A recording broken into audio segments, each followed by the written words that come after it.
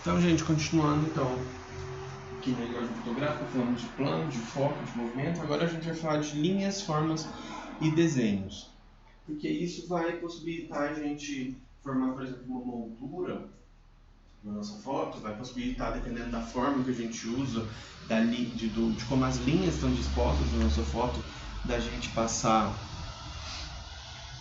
uma determinada mensagem. Então, a gente vai ver depois, por exemplo, pela perspectiva que está diretamente ligada às linhas, como que a gente vai ter essa noção de profundidade e aí de que está mais perto do objeto do objeto principal, o que está mais longe. Então, as linhas, a gente vai ver que elas conseguem conduzir o olhar do meu espectador, da pessoa que está vendo a foto, para onde eu quero que o olhar dela justamente vá. Ó, por exemplo, aqui usando a questão das linhas, obviamente aqui a foto, a linha já está presente, né, no mundo exterior, não é uma linha imaginária criada pelo fotógrafo durante a foto para guiar o olhar do espectador, mas aqui a gente consegue ter essa padronagem, esse segmento de linhas todas para o mesmo lugar. Aqui, por exemplo, utilizando a forma, a gente vai ter uma forma então que vai dar uma moldura. Vocês vão ver que muitas vezes é utilizado isso, essas formas conseguem dar uma moldura. Então, se a gente usar uma forma redonda vai dar um sentido, se a gente usar uma forma quadrada vai dar outro sentido. Aqui exemplos de linhas curvas, então olhem o efeito final de como passa a ideia de movimento dessa foto, né? O jeito que o fotógrafo tirou a posição, né? O ângulo, o plano, o fotógrafo tirou essa foto dessa ideia justamente aí de movimento. Aqui também a utilização de linhas curvas, por exemplo, como que dá também essa ideia de movimento, de espiral, de descer. No meu caso dá uma impressão de descer, mas para alguns de vocês talvez dê a impressão de subir. Então as linhas, a gente na foto, por exemplo, nessa foto aqui das janelas, da primeira que a gente viu, lembrem que eu falei que as linhas elas existem no mundo exterior, né? Então o fotógrafo está ali só capturando elas, mas cabe ao fotógrafo também criar as linhas imaginárias que vão guiar o olhar do seu leitor para algum lugar específico. Então aqui a gente consegue ver, ó, o mar forma uma linha e a onda aqui no caso, né? E aqui a gente tem outras linhas que vão guiar o olhar para essa área aqui da fotografia. Aqui outra forma de usar as linhas então que já estão presentes no mundo exterior, que dão a ideia então de sequência, de continuidade, de um padrão que não acaba. E aí pensando já na especificidade de cada uma, a gente vai ter alguns tipos de linha que cada tipo vai passar uma mensagem diferente, dependendo do que você quer apresentar para o seu espectador. As linhas as linhas horizontais, elas vão passar uma ideia justamente de estabilidade, de permanência. E quando elas se juntam, quando são várias linhas desse tipo, elas vão criar um próprio ritmo.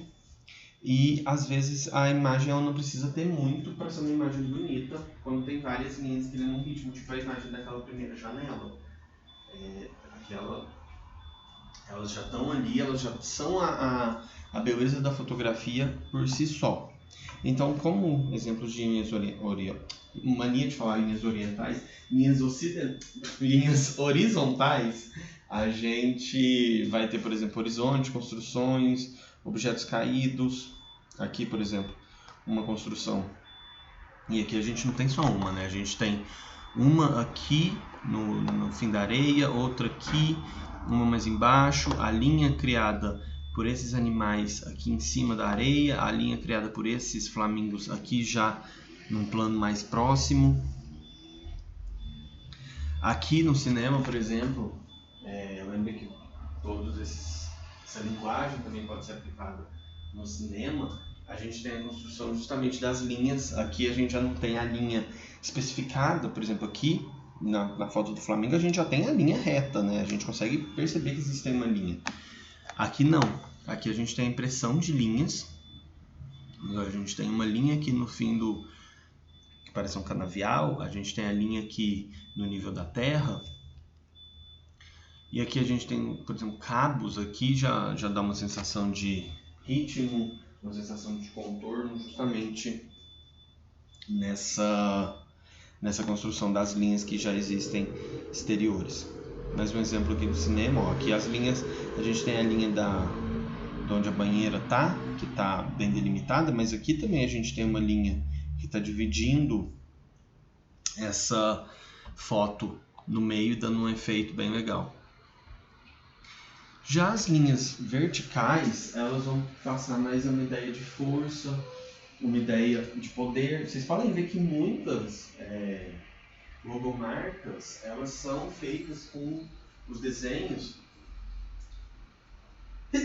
Desculpa. Os desenhos são feitos com linhas verticais, justamente porque elas passam essa ideia de estabilidade, essa ideia de força.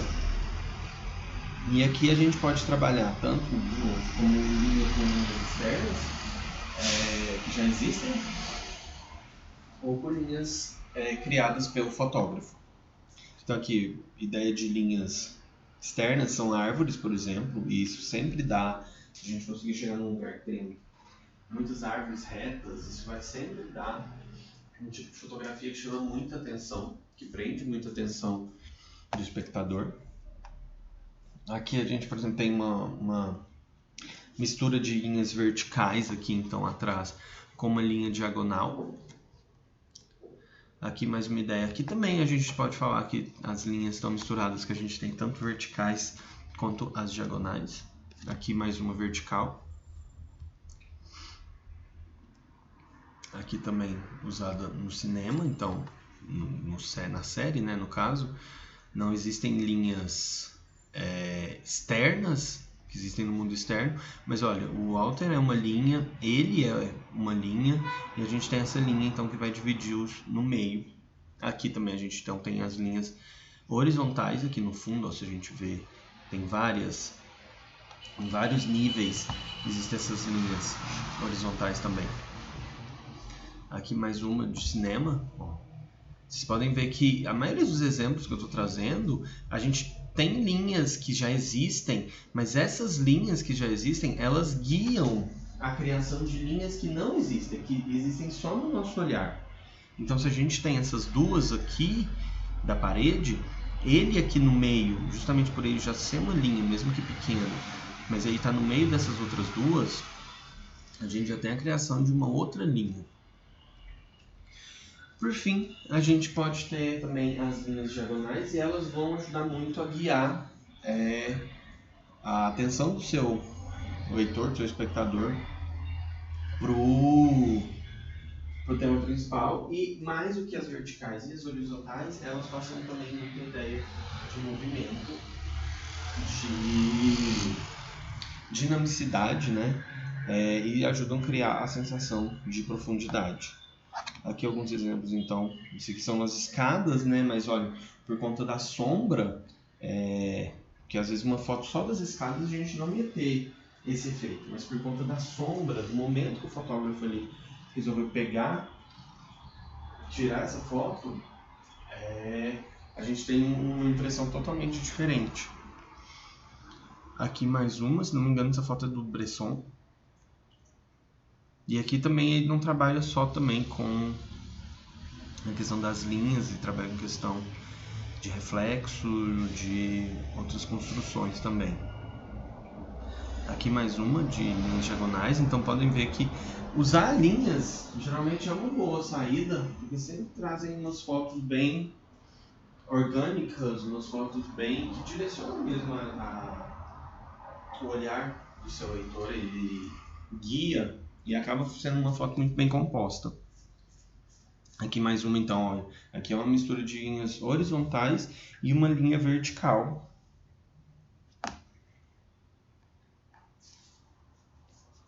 E aqui, por fim, mais uma linha vertical utilizada no cinema. E aqui uma linha super clássica, né? Utilizada no cinema também. O Titanic aí afundando, então. E as linhas curvas, então? Enquanto as linhas... esses três tipos que a gente vê, horizontais, verticais e diagonais, elas são linhas duras. As linhas curvas, elas transmitem essa ideia mais de fluidez, de uma coisa mais calma, de uma ideia também de movimento. Olha essa aqui, por exemplo. Essa aqui me desperta até um pouco de uma sensação estranha, porque não me parece muito natural. Nossa, parece que dirigir por essa estrada deve ser uma coisa horrível, que vai dar tontura, que não vai ser...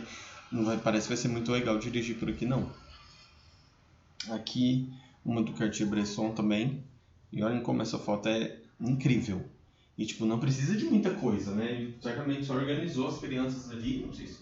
Imagino que tenha sido posada. Acho que é muito difícil a gente conseguir uma foto dessa sem ser posada. Ele só organizou as crianças numa escada e pronto. E olha, mesmo se essa foto não tivesse as crianças, ela já ia ser uma foto legal só pela escada. Então a gente tem que, buscando todos esses elementos da linguagem fotográfica, isso que a gente ainda não falou, o que a gente tem que fazer? A gente tem que habituar o nosso olho. Ser fotógrafo é basicamente isso, gente. A gente pode saber a técnica, pode saber mexer na câmera, mas se a gente não treinar o nosso olho para ver as diferentes cenas, as diferentes construções aqui no dia a dia, a gente não consegue boas fotos. Então, vários fotógrafos falam, se não me engano, o Cartier-Bresson falou que eram os primeiros 100 mil negativos, né, no caso, na época dele. Então, a gente devia falar, as primeiras 100 mil fotos a gente tem que deletar. As primeiras 100 mil fotos não valem, porque você nesse tempo vai estar treinando o olhar, você vai estar se acostumando a olhar, a entender, a enxergar o extraordinário no ordinário, né? Então é tudo uma questão de treinamento, de quanto mais fotos a gente tirar, quanto mais a gente praticar, melhor a gente vai ficar. Aí a gente tem então, já que entrando na questão das formas, a gente tem a forma triangular, ela vai remeter sempre a pirâmide, e o triângulo na geometria, ele é a forma mais sólida, né? Ele é a forma mais firme, tanto usado na construção quanto nas artes plásticas, em tudo. Ele é sempre uma forma fechada que traz equilíbrio justamente por conta dos três lados do triângulo. Então aqui, a forma de solidez que eu falei antes. Aqui, por exemplo, em Stranger Things, a gente tem justamente os amigos formando esse triângulo, mas o que está remetendo ali? Eles estão abraçados, então eles estão se apoiando, eles estão juntos uns com os outros. Aqui também, por exemplo, a gente tem outra forma triangular, em cisne negro. Aqui mais uma composição triangular. E a gente às vezes tem que achar os triângulos também, né? Às vezes a gente não... É a mesma questão das linhas. Existem as externas, mas existem as criadas pelo fotógrafo e as criadas pelo espectador. Depois que às vezes o fotógrafo tirou a foto nem percebeu que poderia ter uma linha ali e o próprio espectador que vê. Então nessas construções mirando ao céu, olha, a gente tem uma forma triangular aqui. E a gente vai ter isso às vezes em lugares que a gente nem percebe que existem essas formas. Aqui a formação, claro, essa faixa branca, esse triângulo branco não existe, mas o nosso olhar ele é guiado por conta desse elemento aqui que está muito claro, e desse aqui, e aqui também está muito claro. A gente consegue formar um triângulo aqui, perceber a criação dessa forma. Aqui também, olha, aqui tem inúmeros triângulos, na verdade. A gente tem um que vem das cabeças aqui, um que vem dos corpos aqui. E aqui é engraçado que onde eu estava pesquisando as fotos para trazer para vocês, o autor ele colocou todos os outros triângulos que se formam nessa foto. Eu acho um pouco demais, porque também é procurar demais, né? Na verdade, a gente Porque eu penso assim, essas formas, essas linhas, elas são uma forma de atrair a atenção do seu leitor. E aí precisa identificá-las, se não imediatamente, mas assim, precisa ser facilmente identificável. Aqui não. Aqui, para você identificar todos esses triângulos, você precisaria ficar olhando a foto. Eu não acho que chama atenção de uma vez, rapidamente assim, mas é interessante para a gente ver que as formas existem às vezes em mais lugares do que a gente realmente acha, do que a gente realmente vê. Aqui, por exemplo, ó, a gente consegue formar um triângulo nas 3 cabeças presentes na foto.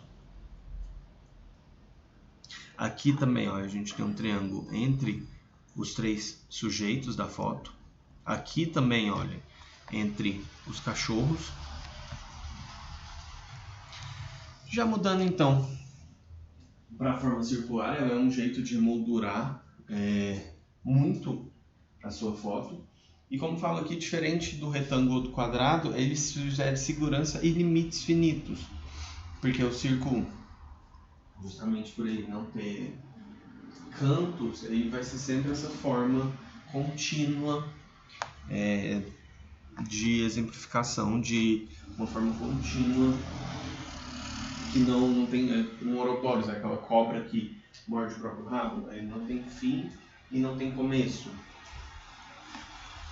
Então aqui é uma forma de exemplificar, de mostrar como que o círculo ele consegue captar muito facilmente a nossa atenção. Ó, aqui mais um.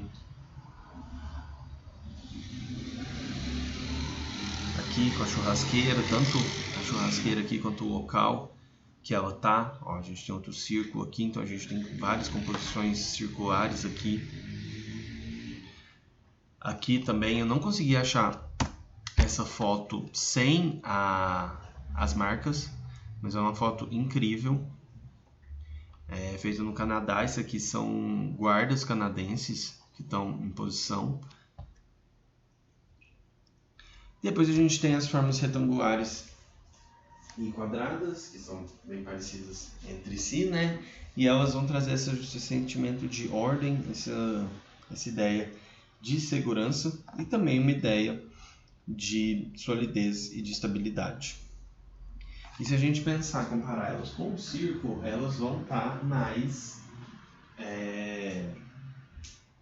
elas são formas mais sérias, né? Porque justamente por conta desse canto, dessa quebra, né, de continuidade, elas são formas mais sérias que os círculos. Então aqui a gente pode usar as janelas para evidenciar